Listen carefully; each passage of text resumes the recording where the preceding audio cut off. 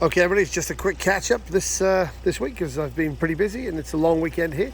So the p76 in all its glory is here with a flat tyre still, but we've done a little bit of work to it. I've taken off this horrible side trim because it is absolutely horrible and it makes the car look even worse, so that's gone. I've had a good look around it. It's not actually terrible. We've removed the vinyl roof. See the remnants of the side trim here, which we pulled off, and it's actually not too bad. It's actually pretty good up here. There's one little hole covered in yellow tape, as you can see there, but actually it's pretty solid, so that's a good start. The engine is absolutely, seriously, totally 100%ly completely locked up, so I've just poured some diesel and some oil and stuff in there, and I'm going to let it to run and see what happens. We give it a quick jet wash just to clean up the worst of it, but it looks pretty much the same. I haven't pulled that side off yet, that side trim, that's next. But it's not too bad, it's not terrible. We got the transit cleaned up, that's all cleaned and tidy, and that's off to a film shoot tomorrow, so in which it'll be a prison van, so that's really cool. And I'm just getting it to run because the battery's flat, because it's been sitting there for ages. The Trans Am we took to QMU, and that came back, and it's still running. We didn't sell it, unfortunately, but it runs really good. It's a really good project. We've just got to do some more work to it, really, to finish it off. Took a few cars there. It was really, nothing was really finished, so that was a bit hard, but looking pretty cool. I still really dig them. I'm really not sure if I want to sell it, but maybe, who knows, right? So I picked up a load of these. This is a Bedford A2 sitting on top of a Holden HQ chassis. It was going to get crushed, so the quickest and best and fastest idea I had to do was take it away, and then I'll worry about it later. I think I've already got somebody else who will take this on as a project. It's not really my bag. I kind of like it, but I bought something much more special instead, which I'm probably going to introduce you to next week. Obviously, there's some more cars in the background that we're going to run you back through, and even some of the stuff that you've seen before, and some of the stuff you haven't seen before that we're going to run you through as we go through it. Some of these cars are junkers, some aren't. This is another freebie we got that was going to scrap, and we just desperately grabbed it as quick as we could. This is a Bedford J1, don't know, not really sure the difference between them, but somebody will know. Super cool looking cab. I gave this straight away to a mate of mine who is going to carry on with it. It's such a fun thing to own. They're really cool. They're sort of short sized.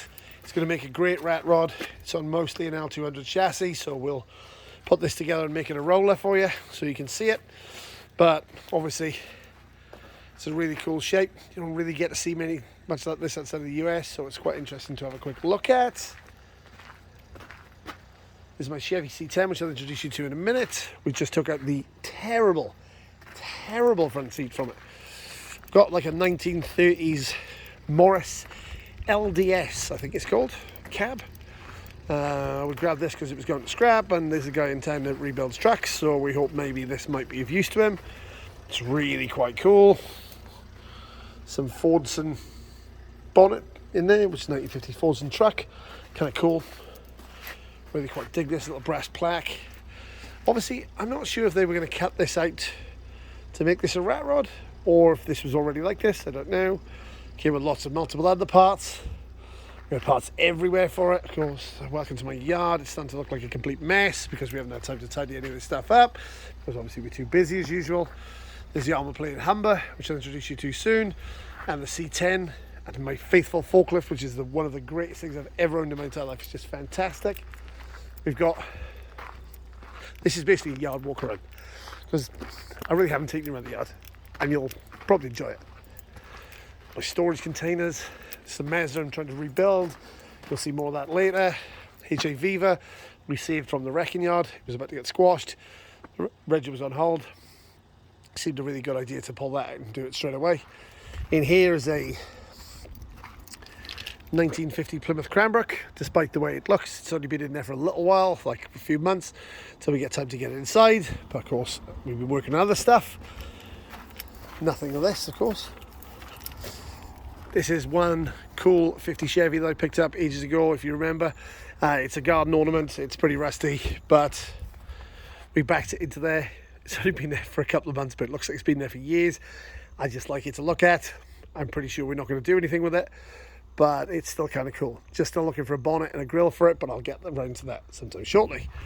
This is my old L200 van, which I've had for years and years and years, and it was on loads of TV shows and loads of series. We've used it in everything. It's been awesome. Now needs a big birthday. We're going to get around to that. My V3000 you already know. Got a little K truck as well. So we got round to doing some work on the van, which is quite nice. Runs a lot better now. We've had a few problems with it, but it's getting better. We just picked up these wheels, which I think really suit it. It looks way better. I'm going to give you a good look around the van sometime shortly because it is really cool. It's got a great history. We drove this across the coast to coast in the US in 2019. It's a really fun thing to own. It's really good to go out camping and overnight. There's Shaker, sadly overgrown at this moment in time, waiting to do some work on it, which we will do very shortly. This is a C10 I saved from a field, actually, not so long ago, but we'll give you a big walk down story about this. It's really quite cool. I really dig it. It's a short box. I'm desperate to put a step side on it because I love step sides. I'm not such a big fan of this. I've got a lot of parts for today. I'm really excited about this. Actually, I changed the terrible bench seat, which is destroyed for this one, and it makes such a massive difference to driving it, I can't tell you. The other seat was so broken I just looked like a little kid in it. So, oh, did I close that? Probably not. Closed it now. Right, this is probably going to be somebody else's project. Little L200 single cab, which is actually kind of a fun truck to export. Used to be heaps of these around. I think these were Plymouths in the US. Actually a really cool little truck, just never really found that much love. There's the ex-stunt van, which is completely never probably going to go again in the corner. My faithful Bighorn trailer and the truck, we've got some work to that.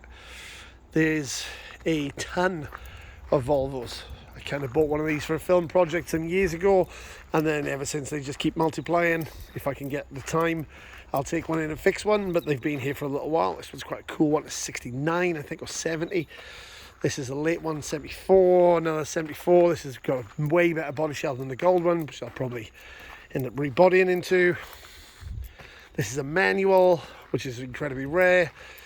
There's the E-Type Jag shell, which of course I've got to pass on to somebody else when I get a chance. It's a Mark 1 Cortina Ute that we'll walk you around at some point in time. And the 4x4 Telstar I'm probably going to do a little thing on next week because it's so unusual. It's just a really interesting little car.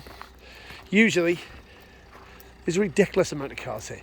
Like a ridiculous, but this week we finally cut them down a bit. I might even just show you a quick peek in the shed and you can see what's in there. Show you what we've been working on. I'm running around to this thing at the moment. It's actually not a bad car, it's okay. So in the shed we have a Mark 1 Transit project, which I'm trying to get around to, the remnants of a smashed Mazda, that I've been working on another one, trying to finish it off. In the corner we've got the Skoda, big set of wheels, the Anglia project, a couple of motorbikes, and this, which I'm going to show you around in great detail sometime soon. This is the new project we picked up the other day. It's got a really good look. It's super cool. There's tons and tons of work to do in it. A couple of Kawasaki's in the background. This is the untidiest the workshop has ever been because we've just been really busy. I'm desperately trying to catch up. Spent a little time this week on the P76 and a little bit of time on the Trans Am, and obviously to do a little bit of time on this because it's a paddy wagon, so I've got a bit of cage back in it. So it's been a really busy week. Let me show you the bench seat that came out of the Chev, because you'll just never believe somebody was driving around in this. In fact, I don't.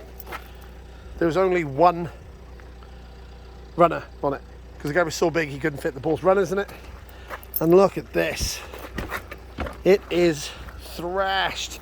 It is crushed, crushinated, because the guy was a gigantic guy apparently and just crushed it a bit. So I'm really excited about putting the blue bench in it. It's made a huge difference to it. And then hopefully we'll get some of this project work done and this yard cleared up this week. Probably won't, because I've got 7 days of work ahead of me and I'm just never going to get all this finished. But well, I just didn't want to leave you all hanging, wondering what was going on, see if I disappeared off the face of the earth. So we have made some inroads to the P76. Its engine is now full of oil in the bores, so hopefully that'll free itself off. We've taken off the worst parts of the trim, and we've taken off the vinyl top to stop it from getting waterlogged, so that's really good. Plenty more to do. And then hopefully next week we'll get back to our normal self and we'll start showing you projects, and we'll start showing you some of the stuff that I've been fixing and not accumulating piles of junk everywhere.